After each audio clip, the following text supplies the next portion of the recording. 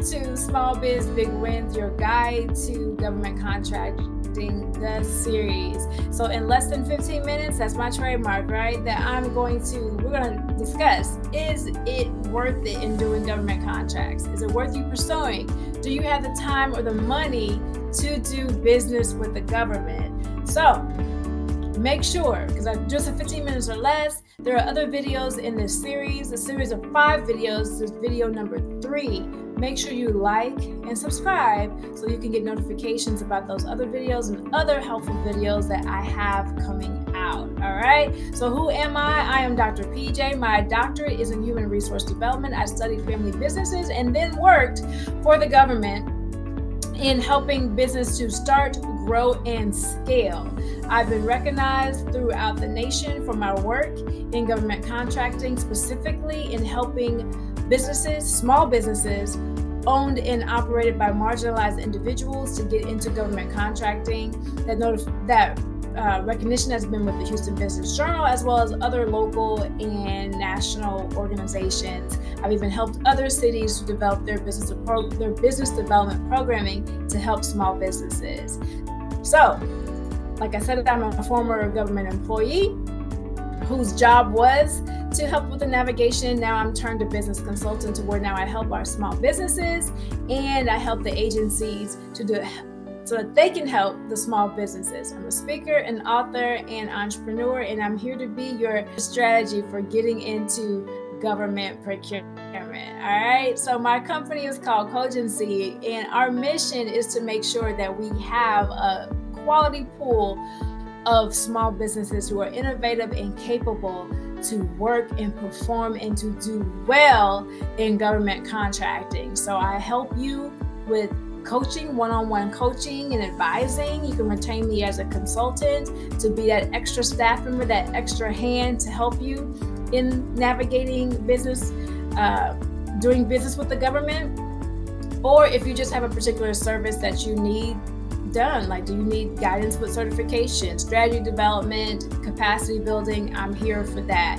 Now, if you're visiting from and watching this video from a business support organization, I help you guys too to develop programming to help your small businesses, whether it's supplier outreach, tagging, or knowing certain businesses that you want to do, that you are trying to do business with and you're not sure who to do business with. I can help you with that. I can help you develop that business to grow better. Also, to even connect with other support organizations to build a healthy ecosystem wherever you are at in the nation or really in the world. You need to help your small businesses to grow, which we all know helps the economy.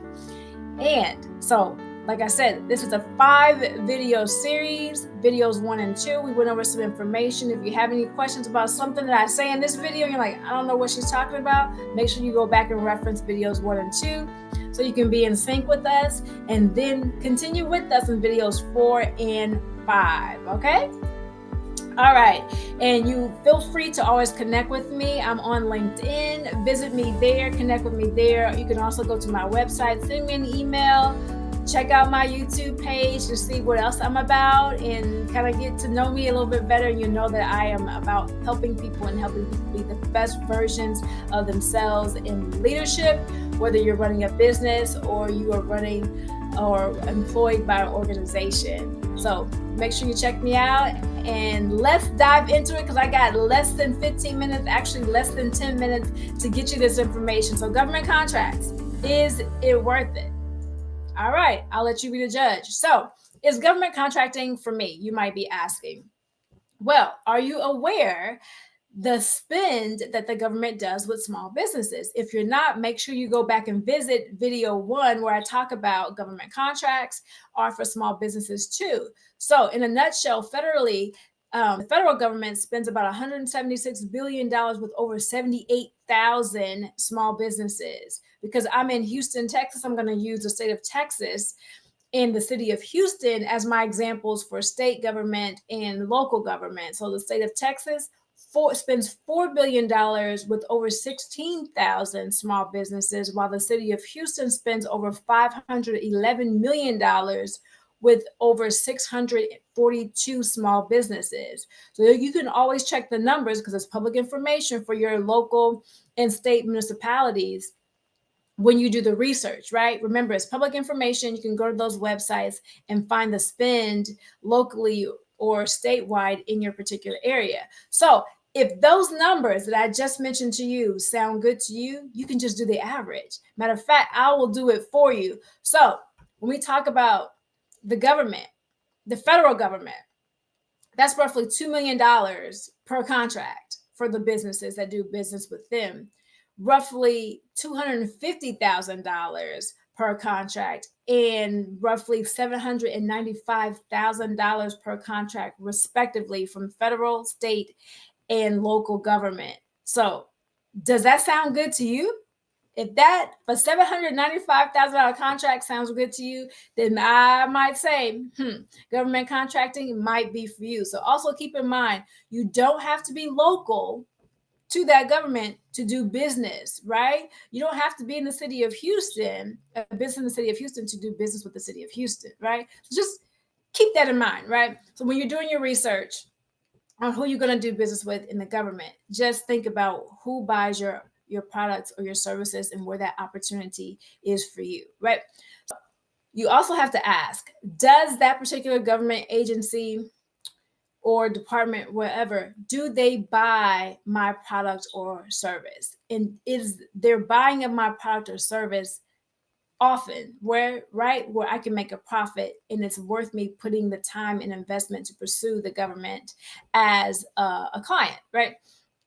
If you have any questions about that, make sure you go back to the first video and check out those videos, because I'm just building upon each video so that you can get the synopsis of doing business with the government, right? So let's go to the pros and cons, right? We're talking about, is doing business with the government for me? Well, here are the pros, some of the pros. It's steady revenue, right? When the company shut down, when the country shut down, who didn't shut down? The government. They were still buying products and services. They were still out there operating, building on construction, doing construction on those roads and other things, right? Also, another pro with government contracting is it's long term, and they also have renewable contracts. Don't forget, it's public information. So it's a lot easier to find out about those different types of contracts and who's buying them and how much they're getting paid and who they're working with, right? There's resources available to help you with your contracting. There's a credibility boost. If you say, hey, I've done business with the city of Dayton, that holds a lot of weight than saying I did business with ABC computers. Like, who's that? Nobody might not know who that is, but the city of Dayton, wow, you did business with the government? It's definitely a credibility booster as you go out to do business with other business to business clients or with other just regular B2C, right? There's different points of entry for small businesses, right, to get into government contracting. Like I said, they buy even in disasters. So when disasters are happening, they have to do emergency purchases. Small businesses, that's another opportunity for you to get into government contracting. And like I said, the information is public. Now, here are some of the cons that you want to think about. Is it worth you getting into government contracting? There is a bureaucracy. There's levels to this thing of who you talk to and how this person can help you, and you want to go through that chain of command. Also know there is some sole payments, right? Now, some agencies are getting better at getting and paying our small businesses quickly for the services that they provide, but just know that is one of the cons, that there are slow payments. There's a lot of competition because, again, the information is public. So it's easy for people to kind of fixate their eyes on, hey, I want to do business with this particular government agency. It's also difficult to navigate. And there is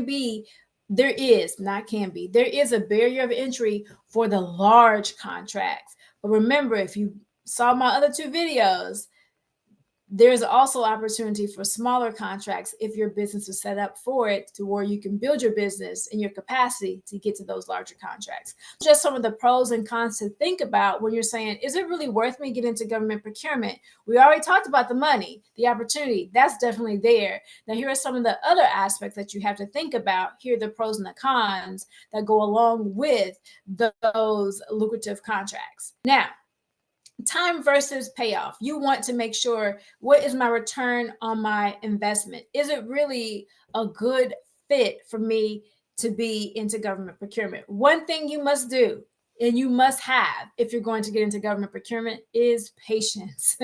You are going to need patience, but if you're willing to stick it out and stay consistent and to network, right? We talked about that in video 2, then it can definitely have a payoff for you, right? Because even when the whole world shuts down, the government is still rolling, baby, and there are still contracts for you, especially when you think about the amount of government agencies that are out there. It's not just a city, right? And it's not just the different departments within a city, it's the county, it's the school districts, it's all the state offices. Anyway, go back to video 1 when we talk about in those different offices and the different agencies that are available. But you want to find the one that fits your business and your business goal. You want to be able to have a business portfolio that's comprised of different types of ways that you can gain income, not just B2C, not just B2B, but also you want to add B to G, business